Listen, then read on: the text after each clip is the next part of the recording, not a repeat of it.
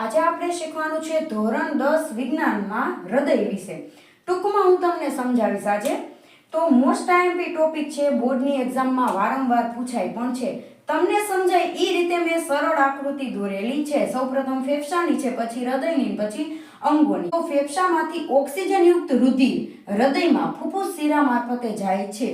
ફુફ્ફુસ શિરા એટલા માટે કારણ કે ફુફ્ફુસ એટલે ફેફસામાંથી હૃદયમાં પહોંચાડે છે એટલે. હવે હૃદયમાં ઓક્સિજનયુક્ત રુધિર આવી ગયું ડાબા ખંડમાં એટલે ડાબા કણક અને ડાબા ક્ષેપકમાં. ત્યાંથી ધમની દ્વારા બધા જ અંગો સુધી પહોંચાડવામાં આવે છે.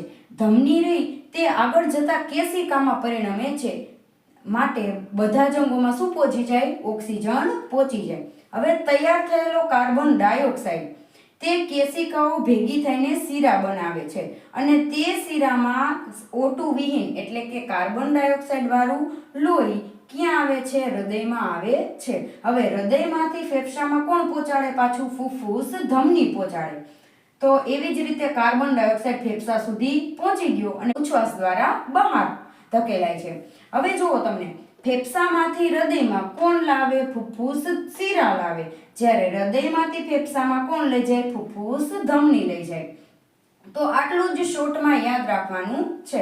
ચલો હવે આપણે શોર્ટમાં આકૃતિ દ્વારા તો સમજી લીધું, પણ હવે થિયરીમાં તમારે લખવું હોય તો કેવી રીતે લખવાનું? તો હું તમને શોર્ટમાં સમજાવું છું.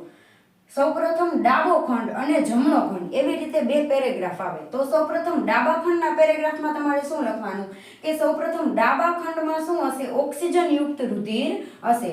સૌપ્રથમ ફેફસામાં આપણે શ્વાસ દ્વારા ઓક્સિજનને પહોંચાડી, તો ફેફસામાંથી ફુફ્ફુસ શિરા દ્વારા હૃદયના ડાબા કર્ણકમાં આવે, ત્યાંથી ડાબા ક્ષેપકમાં જાય અને ધમની દ્વારા અંગો સુધી પહોંચાડવામાં આવે છે. હવે અંગો સુધી પહોંચી ગયું તો હવે કાર્બન ડાયોક્સાઇડ તૈયાર થયેલો હશે, અથવા તો તમે એમ પણ કહી શકો કે ઓક્સિજન વિહીન રુધિર તૈયાર થયેલું હશે.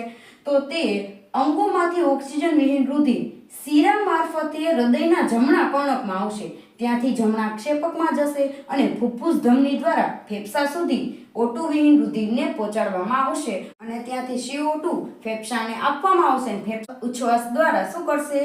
CO2 ને દૂર કરશે. તો આટલું જ છે, તમારે યાદ રાખવાનું છે.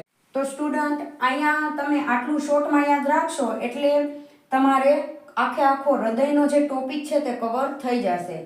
તો જો તમને મારા વિડીયો પસંદ આવતા હોય તો લાઈક, શેર, સબસ્ક્રાઇબ અને કમેન્ટ જરૂરથી કરજો. Thank you.